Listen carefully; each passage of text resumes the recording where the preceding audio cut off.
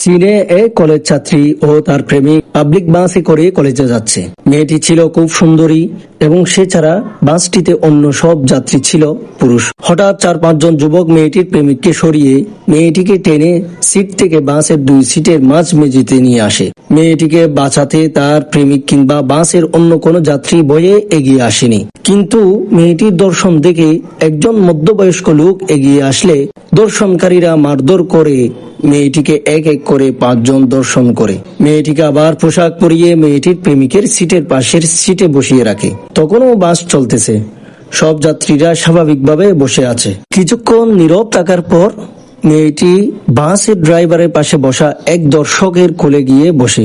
একটু পর দর্শকদের অনুরোধ করে যে মধ্যবয়স্ক লোকটি তাকে বাঁচানোর চেষ্টা করেছিল ওই লোকটিকে বাস থেকে নামিয়ে দিতে। দর্শকরা লোকটিকে নামিয়ে দিল।